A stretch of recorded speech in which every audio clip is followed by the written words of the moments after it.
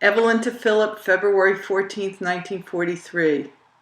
Dearest darling, how can I ever express the feelings that surge through me when your voice reaches me over 600 miles? I adore you, I love you, I want you, and how I need you. All I can say is, oh Phil, whine, as I said on the phone. Sweet, when will I ever see you? I'm so terribly impatient, I could cry out. The news that you were at the hospital surprised and scared me no end. I can't wait till I receive your letter. Were you really ill, or do you have an ulterior purpose? Page 2. Like a furlough, for instance. Whatever it may be, I hope it is to your advantage, dear. I'm glad that you still have a good amount of money on hand. Mine disappears so quickly I don't even recall what happened to it. I hope to be able to save most of next month's check, for if Jack should leave, things would be mighty different. Your little daughter tipped the scales at 12 pounds 5 ounces this morning. Doing all right, don't you think? Last night I neglected to arise when 10:30 p.m. arrived, and the little dear slept from 6:30 p.m. to 5, page 3, a.m. this morning. She woke several times during the early part of the evening to have her diaper changed. She was starved. I don't think I'll have any trouble breaking her of the 10 p.m. bottle, but it's just a bit too early to start. Phil, she's so gosh darn cute and sweet. I'm sure you'd positively eat her piece by piece. We're going to have a picnic when you come home. I'll eat you and you can eat Adele. Her eyes seem to be getting lighter, but the color is so indefinite that it is difficult for me to describe it. It's sort of light, page 4, gray. Her hair is a little longer, and that curl on top is really something now. I think she'll have curly hair, if the curl is any indication. Al is using the car today, so the gang, including Mom, went to see Tante Shuj. I think she's coming home next week. They have finally discovered what is wrong. She has a hernia, and they will try to cure it with medicine and a diet. An operation is not advisable for one of her age. They claim it is causing the heartburn. The sun is shining, but it is positively freezing outside. I'm sorry I've neglected to tell you what I'm wearing each night. I'll try to remember. Page 5, hereafter. Last night I wore that green rayon print, the one I wore when I was pregnant. I evened out the hem and fixed it, and it looks very well, thank you.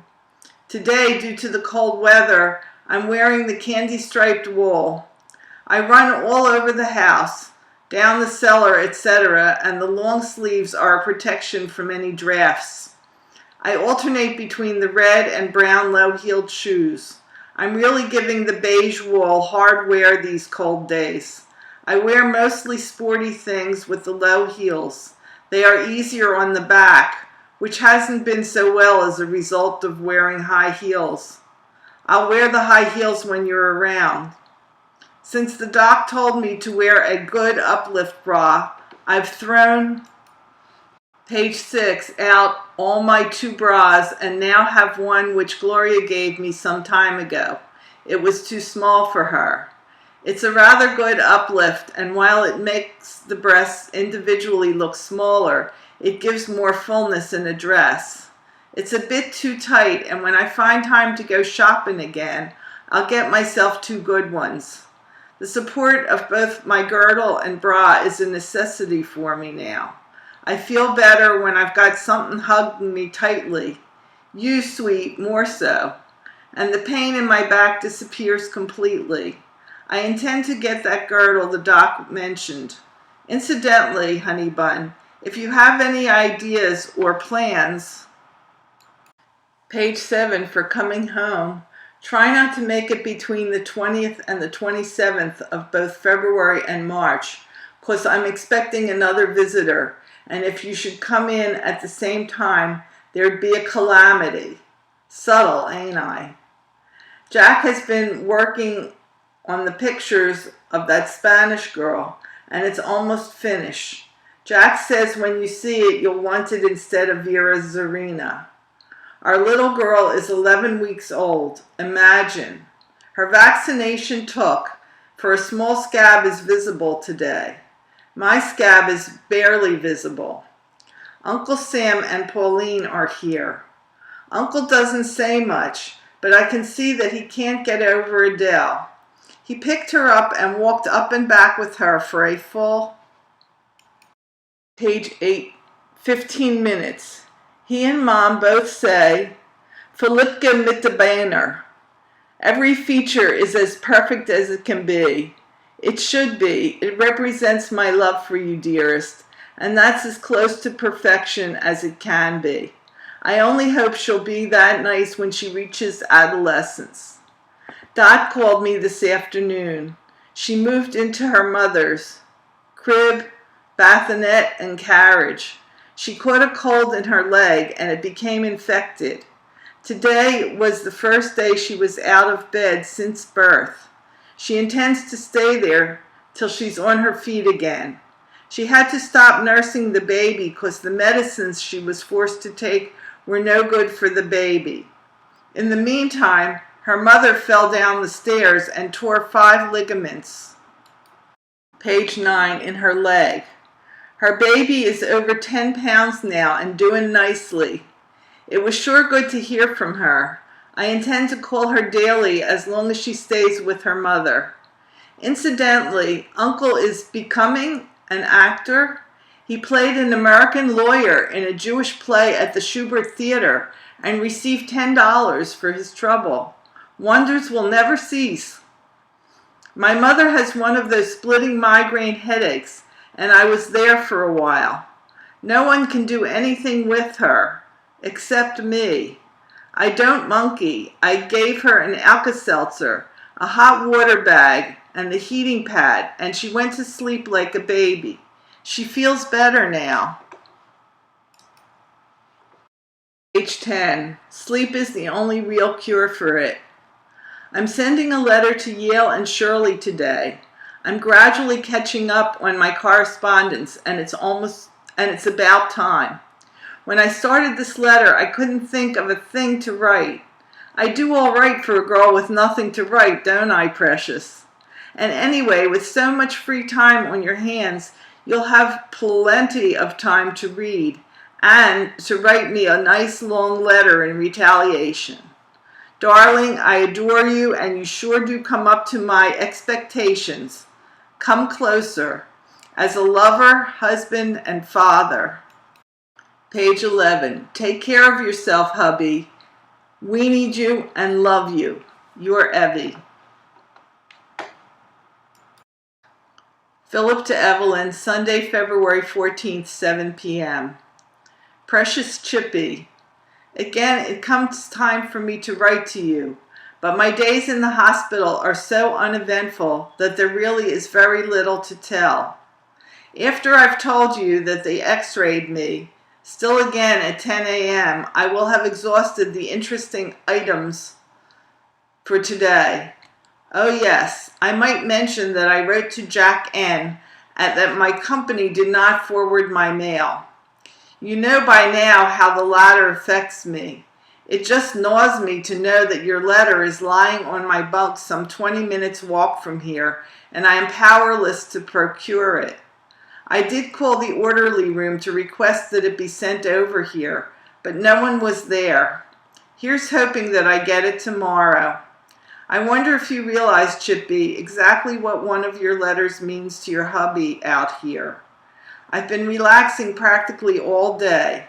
What a treat. Hot dog. What a life. Phooey. I know at least one place I'd rather be.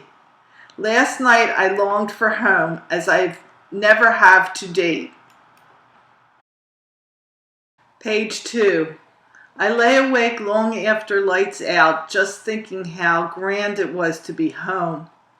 Incidentally, I see in one of your letters that you're keeping the house very clean, and what is really surprising, that you enjoy it immensely. Why, Evelyn, since you never write about domestic affairs, and since there isn't much else to write about, I'd like to ask you a few questions. 1. How is Mom feeling these days? How are her spirits? Does Fleischer keep her hoping and optimistic? Are you having any trouble getting foods such as butter, coffee, canned milk, etc.? 3. Is the radio still okay? 4. Who is doing the housework, cleaning, etc.? And does the house usually look clean and orderly? 5. Are you reading the record every day, thoroughly and completely?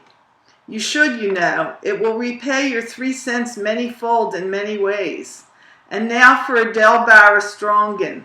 I like to write it out in full so I can just look at it. I'm still trying every way I know to convince myself that Adele Barra-Strongen is my daughter. Just between you and me, sweet, I haven't succeeded yet. Sound impossible, does it? Then I'll tell you something even more impossible. Every time I think of you, Evelyn Pallar-Strongen, as the wife of me, Philip Strongen, I thrill like a brand new groom. And that state of affairs has been in Page 3 effect for almost 2 years now. The fact that I can't as yet take it for granted proves that I still appreciate my bride and deep down still think of her as such. I think I always will. I think, yes, on looking back, I see I started to ask about Adele Barra. I still think it's a lovely name for a lovely girl. There are so many things I want to know. Silly, unimportant things like, does she move her arms and legs simultaneously when she's fussing up? Or just her legs or arms?